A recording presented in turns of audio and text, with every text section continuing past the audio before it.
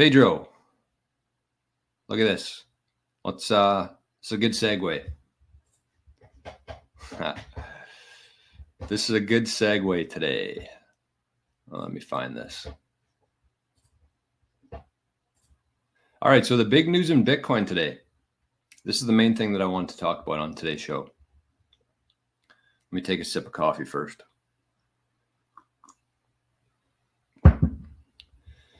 All right, so Pedro says, good morning, 88 Sats. Thinking about consolidating UTXOs on Ledger using Sparrow Wallet. Any tips on this?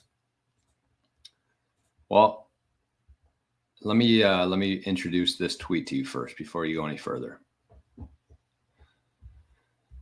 So we had a guy or a girl, but that's it. They said, hey, Ledger, tonight I lost 10 Bitcoin and 1.5 million worth of NFTs stored on my Ledger, Nano S. The Ledger was purchased directly from you. The seed phrase was stored in a secure location, never entered anywhere online. I never signed any malicious transactions. Everything is in my physical possession. I haven't touched the Ledger in 2 months. Can you explain what happened? So before we shit on Ledger too hard here, it's important to note that there is a community note on this. And by the way, these community notes before Elon, they were a joke. But now, like, they are actually helpful, because it says, the community note says, it appears this person signed a phishing transaction 3 years ago, as explained in this post. Also, the Bitcoin wallet address the user claims has been hacked shows 0 transactions, no proof of any lost Bitcoin. So we're going to say yes, that is helpful and easy to understand. Directly addresses the post claims. Submit. I like these community notes because it is very easy for things to get spiraled out of control on things like Twitter. But so there's a couple important things here. First of all, there's a lesson to be learned here. Even though we don't know the full story yet, this is just brand new today. So it's always kind of risky when you're covering things an hour after, or a couple hours after things come out. It's important to get some background, some more information on it. But I still think that there are lessons to be learned from this issue right here. So first of all, I don't know if he actually lost the Bitcoin. It doesn't look like the address that he provided, according to community notes, never had any transactions. So I don't know if that part's legitimate. But if you look at the comments and you look at some of the things that have been shared since then, it does look like they actually lost a lot of NFTs and a lot of stuff in the altcoin world.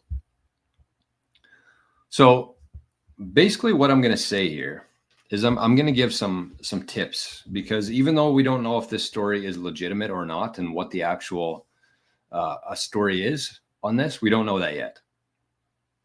So forget about this. I'm just going to give you some tips in terms of how you can avoid this yourself. So number one, if your Bitcoin hardware device has ever touched a USB port, I would replace it. Because I don't know enough to know, and I don't know how this happened. I don't know how any of this stuff happens. I'm not a technical guy. I don't know the inner workings of a laptop. I don't know who gets access to it after you purchase it, any of that. I don't know. So I'm just going to stay on the side of caution here. I don't use any devices that have been plugged into USB. All of my devices are air gapped.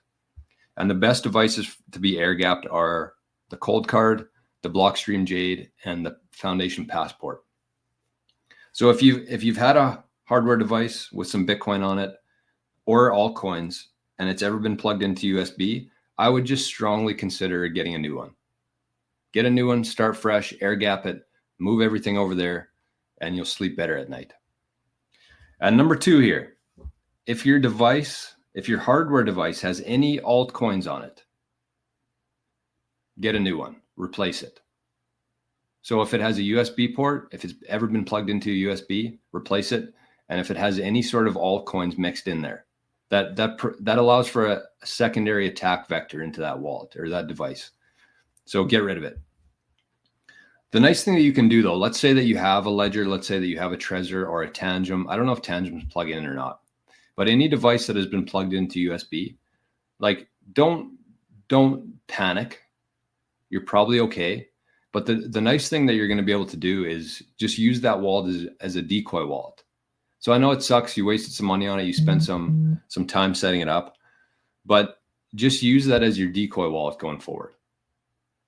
So with the decoy wallet, you keep about 5-10% on there, and then you have 90% of your stack on an air-gapped wallet, Bitcoin only air-gapped wallet. And number 3, this is an important lesson, because if you look at the comments here, it shows that there was a phishing attempt from 3 years ago.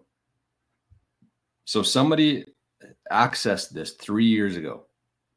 That, according to this, again, this could be wrong, but this is still something that very well could happen. So that's why I'm talking about it. So number 3 is, just because the Bitcoin or altcoins are there today, that doesn't mean they're going to be there tomorrow, right? Because keep in mind here, you have to put yourself in the position of a hacker, right? Let's say you have a ledger and you've connected to the USB port, or you've done something you shouldn't have. Maybe you clicked a link that you shouldn't have. You put your seed phrase into a place you shouldn't have. Just because the Bitcoin's still there today, that doesn't mean that nobody's has access to that wallet, right? Because from the hacker's perspective, let's say you're doing a DCA. Every month you send Bitcoin from your exchange to your ledger. And the hacker who has access to this wallet, you don't know they have access to it, but they do. And they see you feeding that with Bitcoin every single month. Do you think that they would move coins out of there and stop the gravy train? Or do you think they would just wait, sit back, wait, and let you keep feeding it? And then one day, just like this guy, and again, I don't know if this is legit, I don't know the full story here, but just like this guy, all of a sudden you wake up one day and everything's gone. So don't assume that just because your Bitcoin is there today, that nobody else has access to that wallet right now.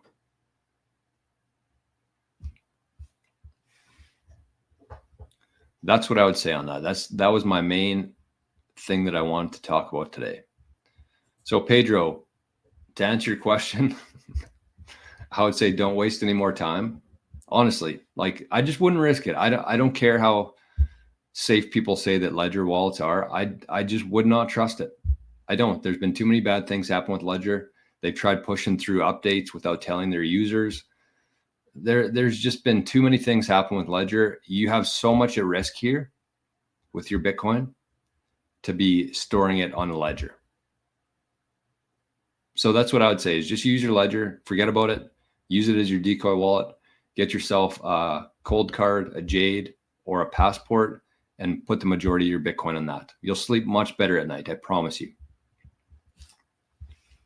And speaking of that, on that note, if you are somebody with a Ledger, a Trezor, and you're looking for a air gap device, also, I talked to Dale yesterday, and it looks like it was just a glitch on the website here.